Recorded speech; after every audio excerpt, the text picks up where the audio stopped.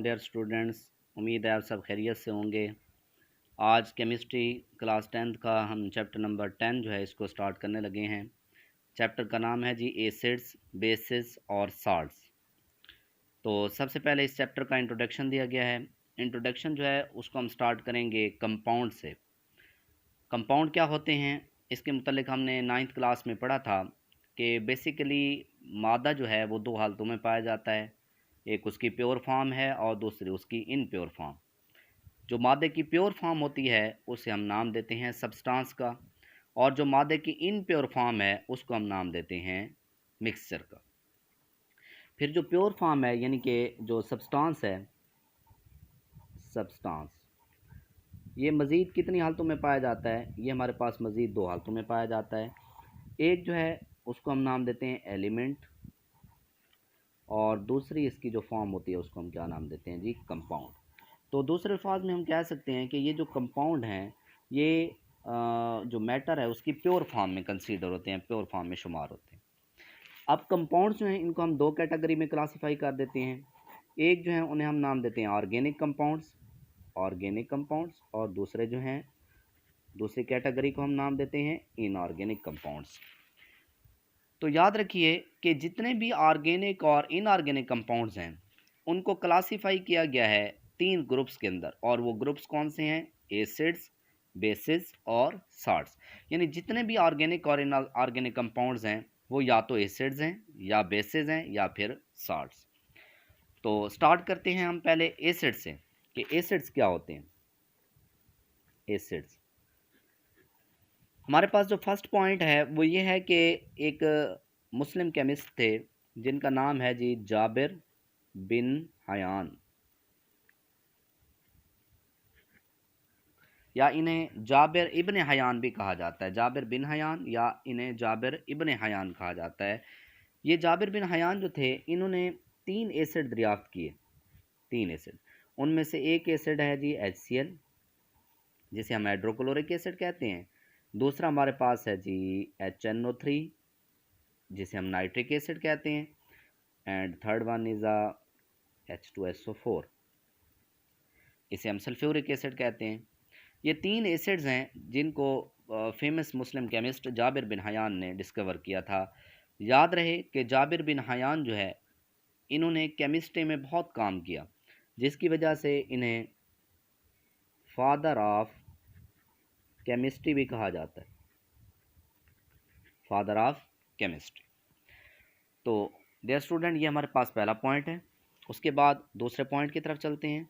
दूसरा पॉइंट जो है उसमें कुछ एसिड्स के मुतल्लिक़ कंसेप्ट दिए गए हैं, और फर्स्ट ऑफ ऑल जो है हमारे पास कंसेप्ट है लिवाइज़र का। लिवाइज़र,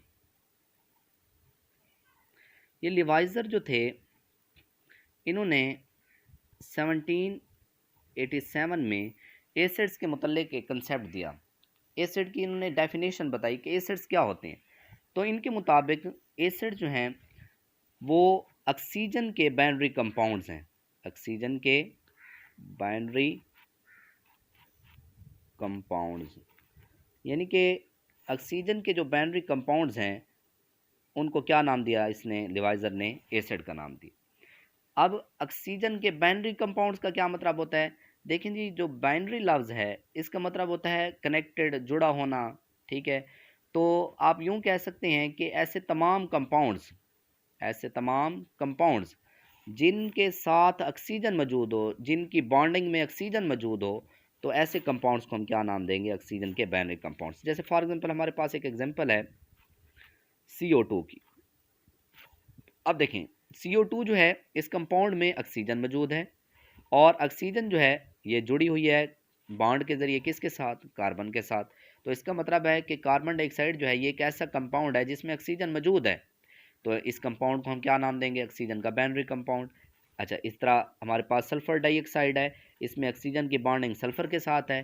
तो अब ऑक्सीजन जो है वो इस कंपाउंड में जुड़ी हुई है, इसका मतलब है ये ऑक्सीजन का क्या है? Binary compound.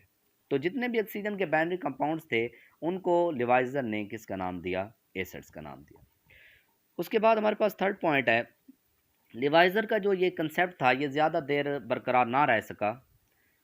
एक और कीमियादान थे उन्होंने इनके जो लिवाइज़र था इनके कंसेप्ट को रद्द किया 1815 में 1815 में, और उन केमिस्ट का नाम था सर हम्फ्री डेवी।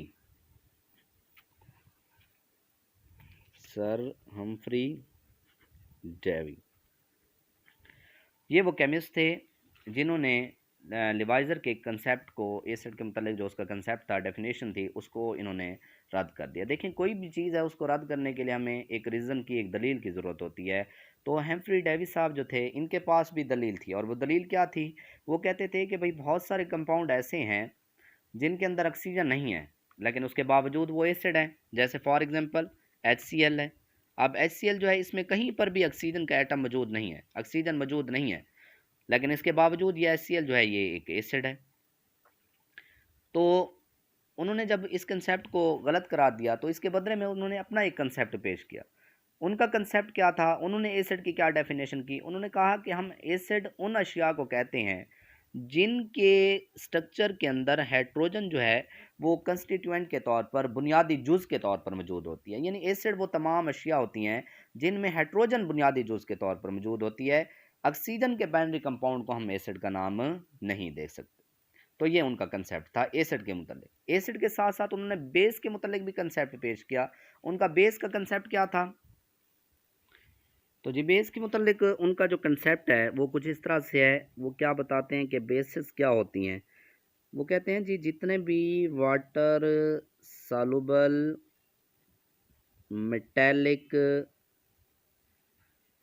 ऑक्साइड्स हैं, ये क्या करते हैं?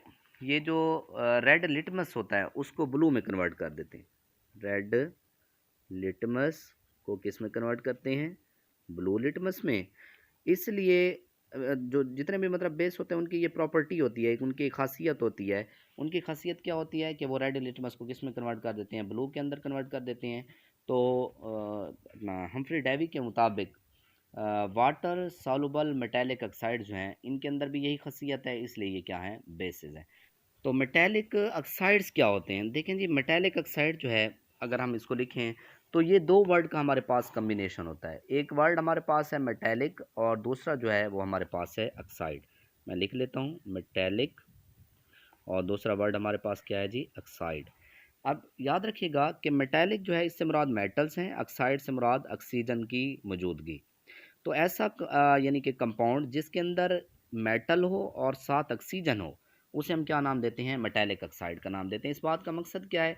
देखें जब भी ऑक्सीजन किसी मेटल, यहाँ पर दो मेटल्स की यहाँ पर बात की जा रही है, एक है जी अल्कली मेटल, अल्कली मेटल्स, और दूसरे हैं जी अल्कलाइन अर्थ मेटल्स। तो अल्कली और अल्कलाइन अर्थ मेटल्स जो हैं जब उनके साथ ऑक्सीजन का रिएक्शन होता है तो उसके नतीजे में जो कंपाउंड्स बनते हैं उन्हें हम क्या नाम देते हैं जी? मेटेलिक ऑक्साइड्स का नाम देते हैं। और ये वाटर सॉल्युबल होते हैं, पानी के अंदर हल पजीर होते हैं। मैं आपको एग्जांपल दे देता हूँ। जैसे हमारे पास एक मेटेलिक ऑक्साइड है सोडियम ऑक्साइड Na2O। अब ये जो Na2O है, अब देखें इसमें ऑक्सीजन भी है और दूसरा सोडियम है, और आप जानते हैं कि सोडियम जो है ये अल्कली मेटल है, इसका ताल्लुक ग्रुप नंबर 1 से है। तो ग्रुप नंबर 1 या ग्रुप नंबर 2 और उसके साथ अगर ऑक्सीजन का एलिमेंट मौजूद है तो इन दोनों के कम्बिनेशन को मेटेलिक ऑक्साइड कहेंगे। इस तरह हमारे पास सेकंड एग्जांपल है MgO, मैग्नीशियम ऑक्साइड। ये भी एक मेटेलिक ऑक्साइड है क्योंकि इसमें मैग्नीशियम जो है उसका ताल्लुक अल्कलाइन अर्थ मेटल से है, और अल्कलाइन अर्थ मेटल और साथ ऑक्सीजन है, तो इसका कम्बिनेशन जो है वो मेटेलिक ऑक्साइड होगा। अब ये जो मेटेलिक ऑक्साइड होते हैं ये वाटर सॉल्युबल होते हैं, पानी के अंदर हल पजीर होते हैं, और पानी के अंदर जब हम इनको डिज़ोल्व करते हैं, हल करते हैं, उसके नतीजे में ये हमें देते हैं जी बेसिस। इसलिए उसने कहा कि जितने भी वाटर सॉल्युबल मेटेलिक ऑक्साइड्स हैं वो बेसिस हैं। अब मैं थोड़ा सा इसको एक्सप्लेन भी कर देता हूँ। जैसे हमारे पास है Na2O सोडियम ऑक्साइड, अगर हम इसका रिएक्शन करवाते हैं वाटर के साथ तो हमारे पास सोडियम हाइड्रोक्साइड हासिल होता है 2NaOH। ठीक है, तो सोडियम हाइड्रोक्साइड जो है वो आप जानते हैं ये एक बेस है। अच्छा, इस तरह मैग्नीशियम ऑक्साइड है, जब इसका रिएक्शन कराया जाता है पानी के साथ तो उसके नतीजे में मैग्नीशियम हाइड्रो ऑक्साइड हासिल होता है, और मैग्नीशियम हाइड्रोक्साइड जो है उसका शुमार भी किस में होता है? बेस के अंदर होता है। तो ये हमारे पास पॉइंट था कि जितने सर हम्फ्री डेवी के मुताबिक जो वाटर सॉल्युबल मेटेलिक ऑक्साइड्स हैं ये अपना रेड लिटमस जो है उसको कन्वर्ट कर देते हैं ब्लू लिटमस के अंदर, और ये प्रॉपर्टी है किस चीज़ की, बेसिस की। ठीक है, उसके बाद हमारे पास लास्ट पॉइंट है इसका, सेकंड लास्ट पॉइंट है सॉरी, कि ये वर्ड जो एसिड है, ये वर्ड एसिड डेराइव किया गया है एक, ये एक्चुअली एक लैटिन वर्ड है, लातीनी ज़बान का लफ्ज़ है, और ये निकला है एसिडस से। ये एसिडस से डराइव किया गया है। एसिडस जो है इसका मतलब होता है सोर, सोर का मतलब होता है खट्टा या तुर्श, के एसिड्स जो होते हैं उनका जायका तुर्श होता है। ठीक है जी, जितने भी एसिड होंगे उनका जायका क्या होगा, तुर्श होगा। ठीक है, और जो पहला फर्स्ट एसिड जो था जिसको मैन ने नाउन किया, आदमी ने पहले जाना, वो एस्टिक एसिड था। एस्टिक एसिड जो है वो पहली मर्तबा जो है वो इंसान के नज़र में आया। लास्ट पॉइंट हमारे पास है कि जो हमारा स्टोमिक है, हम सब लोग यानी कि जितने भी इंसान हैं, हम अपने मैदे के अंदर, अपने स्टोमिक के अंदर HCl जो है इसकी थोड़ी सी मिकदार रखते हैं। HCl जो है इसका शुमार किस में होता है, एसिड के अंदर। अब HCl जो है इसकी थोड़ी बहुत मिकदार हमारे मैदे के अंदर मौजूद होती है। तो ये HCl जो है इसका काम क्या होता है हमारे मैदे के अंदर, ये हमारे मैदे के अंदर दो तरह के फंक्शन परफॉर्म करता है। इसका जो पहला जो इसका फंक्शन है वो ये है कि kill micro organism in food, micro organisms in food. हम जो खुराक खाते हैं वो खुराक जब मैदे के अंदर जाती है तो उस खुराक के अंदर मौजूद माइक्रो ऑर्गेनिज्म को HCl जो है ये क्या कर देता है, किल कर देता है। ये इसका पहला फंक्शन है। और इसका दूसरा फंक्शन क्या होता है कि HCl जो है ये ये हमारी जो खुराक होती है, फूड होती है, उसकी फूड की ब्रेक डाउन में इस्तेमाल होता है। फूड की ब्रेक डाउन, खुराक की जो तोड़ फोड़ है ये उसके अंदर भी हिस्सा लेता है। अब मैदे के अंदर HCl का होना बहुत ही ज़रूरी है। ठीक है, क्योंकि ये बुनियादी तौर पर ये दो फंक्शन परफॉर्म कर रहा है। लेकिन बाज़ औक़ात क्या होता है कि हम खुराक जो है वो कुछ इस तरह की खा लेते हैं जिसके अंदर मसाला ज़्यादा होता है, अच्छा कोलाज का ज़्यादा इस्तेमाल करते हैं, कॉफ़ी वगैरह ज़्यादा पीते हैं, तो उसका नतीजा क्या निकलता है कि हमारे स्टोमिक के अंदर HCl जो है उसकी कंसंट्रेशन में इजाफा हो जाता है। अब जब HCl जो है उसकी कंसंट्रेशन बढ़ती है तो उससे जो डिज़ीज़ पैदा होती है उसको हम कॉमनली नाम देते हैं एसिडिटी का। मैदे की एसिडिटी का उसको नाम दिया जाता है। ये इसकी जो सबसे बड़ी अलामत है वो सीने में जलन है। ठीक है जी, तो इसका इलाज किया जाता है। इलाज इसका क्या है कि एसिड की मिकदार अगर बढ़ गई है तो उसको ट्रीट किया जाना चाहिए किसके साथ, बेस के साथ। कि जब एसिड और बेस जो हैं ये आपस में रिएक्शन करते हैं तो इस रिएक्शन के नतीजे में वो एक हार्मलेस कंपाउंड बनाते हैं जिसे हम क्या नाम देते हैं, साल्ट, और साथ क्या बनता है, पानी। जैसे मैं आपको एक यहाँ पर समझा देता हूँ छोटी सी इक्वेशन की मदद से। हमारे पास एक इक्वेशन है, जैसे फॉर एग्जांपल HCl है, मैदे के अंदर HCl की अगर एसिडिटी बढ़ गई है तो उसके लिए हम कोई बेस इस्तेमाल करेंगे, जैसे मिसाल के तौर पर NaOH है, सोडियम हाइड्रोक्साइड। तो जब ये जाकर मैदे के अंदर ये बेस जाएगा तो ये HCl के साथ रिएक्शन करेगा और क्या बनाएगा, साल्ट। यहाँ पर कौन सा साल्ट बनेगा, NaCl, और साथ क्या बनेगा, वाटर। NaCl जो है ये हार्मलेस होता है। तो इस तरह मैदे के अंदर अगर एसिडिटी बढ़ जाए तो उसका इलाज करने के लिए बेस का इस्तेमाल किया जाता है। डियर स्टूडेंट, नेक्स्ट हमारे पास concepts of acids and bases हैं, उनको भी हम डिस्कस कर लेते हैं। फिर एसिड्स के मतलब जो कंसेप्ट हैं, यहाँ पर हमारा जो सिलेबस है उसमें 3 कंसेप्ट दिए हुए हैं, आर्हीनियस का, लॉरी ब्रांस्टेड का, और इसके अलावा लीविस का। उसको हम फर्दर डिस्कस करेंगे। तो ये कुछ प्रॉपर्टीज़ दी गई हैं एसिड और बेसिस के मतलब, उनको भी हम डिस्कस कर लेते हैं। जी, तो डियर स्टूडेंट्स, एसिड और बेसिस जो हैं उनकी कुछ करैक्टरिस्टिक्स दी गई हैं हमारी बुक के अंदर, सिलेबस में। तो पहला जो हमारे पास एसिड्स के मतलब पॉइंट दिया गया है कि एसिड जो होते हैं इनका जो टेस्ट है ये सोर होता है, खट्टा होता है। जितने भी एसिड्स होते हैं इनका जायका खट्टा होता है। जैसे अनराइप फ्रूट्स हैं, जो पके हुए फल नहीं होते, ठीक है, कच्चे फल होते हैं, या इसके अलावा लेमन वगैरह है, लीमू वगैरह, माल्टे वगैरह हैं, तो ये सारी चीज़ें जो हैं ये खट्टी हैं, तो ये इनका शुमार किस में होता है, एसिड्स में। और बेसिस जो होते हैं इनका टेस्ट बिटर होता है, मतलब ये कड़वे जायके के होते हैं। और अगर हम इनको टच करें तो ये स्लिपरी महसूस होते हैं, यानी कि अगर इनको छुआ जाए तो छूने पर ये फिसलन महसूस होती है। इनकी एग्जांपल जो है वो आप सूप जो है उसको आप जहन नशीन कर सकते हैं कि साबन जो है सोप ये बेस है। इसके अलावा सेकंड हमारे पास पॉइंट है कि जितने भी एसिड्स हैं ये क्या करते हैं, ये ब्लू लिटमस को कन्वर्ट करते हैं रेड लिटमस में, जबकि बेसिस जो होती हैं ये रेड लिटमस को कन्वर्ट कर देती हैं ब्लू लिटमस में। यानी उनके कलर को ये चेंज करते हैं, ये ब्लू से रेड कर देते हैं और ये रेड से ब्लू। इसके अलावा एसिड जो होते हैं वो क्रोसिव होते हैं। क्रोसिव का मतलब क्या होता है कि अगर ये जिल्द वगैरह के ऊपर गिर जाएं तो उसके नतीजे में जो जिल्द के टिश्यूज़ हैं ये उनको जला देते हैं, ठीक है।